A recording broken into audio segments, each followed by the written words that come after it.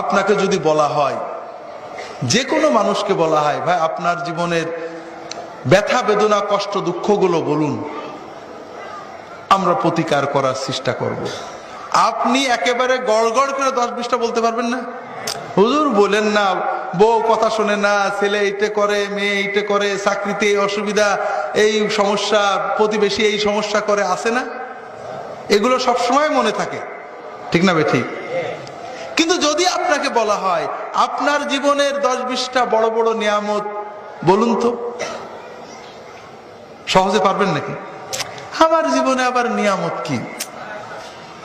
কি নিয়ামত? আমার দুঃখে ভরা জীবন। হ্যাঁ হাজরিন, কুতিলাল ইনসানু মা আকফারাহু, মানুষ কত অকৃতজ্ঞ। হাজরিন, না, এটা মুমিনের তবিয়ত হতে পারে না। মুমিন ঠিক এর উল্টো হবে। আপনার জীবনে ব্যথা বেদনা কি? কই না, আলহামদুলিল্লাহ, কি আর ব্যথা বেদনা? আল্লাহ যে নিয়ামত দিয়েছেন, তুই একটা ব্যথা তো কি, আমার তো মনেই নেই। আপনার জীবনের 2-4টা নিয়ামত, আলহামদুলিল্লাহ, আল্লাহ আমার কত নিয়ামত দিয়েছেন। আমার সাথে যারা জন্মেছিল, আমার দেশে আমার ছোটবেলার বন্ধু কত খারাপ অবস্থায়, কারোর চোখ নেই, কানা হয়ে গেছে, বুড়ো হয়ে গেছে, মরে গেছে, আল্লাহ আমাকে অনেক ভালো রেখেছেন। আল্লাহ আমার ছেলের অমুক অমুক নিয়ামত, আমার বউ, কত লোকের বউ কত কিছু করে, আমার বউ আলহামদুলিল্লাহ এইটা করে, এইটা করে, এইটা করে।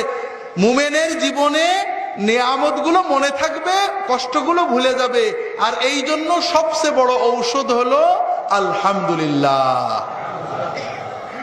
হাজরিন, এই জন্য আপনাদের বলি, একটু জান ভরে মন ভরে আলহামদুলিল্লাহ বলা শেখেন, দেখবেন জীবনের কষ্ট অর্ধেক চলে যাবে, এমনি অটোমেটিক চলে যাবে। রাসূলুল্লাহ সাল্লাল্লাহু আলাইহি ওয়াসাল্লাম সকাল বেলায় উঠে, বিছানা থেকে উঠেই কি বলতেন?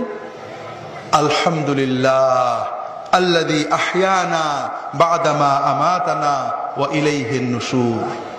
আলহামদুলিল্লাহ, আমরা তো মরে গেছিলাম, ঘুমানো মানে কি? মরা না? আল্লাহ আবার জিন্দা করেছেন, আল্লাহর নিয়ামত, আলহামদুলিল্লাহ। দেখেন, আমরা প্রতিদিন ঘুমেরটা উঠছি, এটা যে আল্লাহর নিয়ামত, অনুভব করি নাকি? না, অনুভব করতে হবে ভাই। প্রতিটি নিয়ামত আল্লাহর, প্রতিটি। খুব সুন্দর নিঃশ্বাস নিয়েছেন, ফুলের সুগন্ধি পেয়েছেন, বউ এক গ্লাস পানি দিয়েছে, মেয়ে সুন্দর রান্না করে দিয়েছে, কাজের লোকটা একটা কাজ করেছে, বস একটু ভালো বলেছে, প্রতিটি রাস্তা দিয়ে হাঁটতে ভালো হেঁটেছেন, গাড়িতে একটা সিট পেয়েছেন। প্রতিটি নিয়ামত হৃদয় দিয়ে অনুভব করেন, মন দিয়ে, জান দিয়ে, মুখ ভরে, হৃদয় ভরে বলেন আলহামদুলিল্লাহ।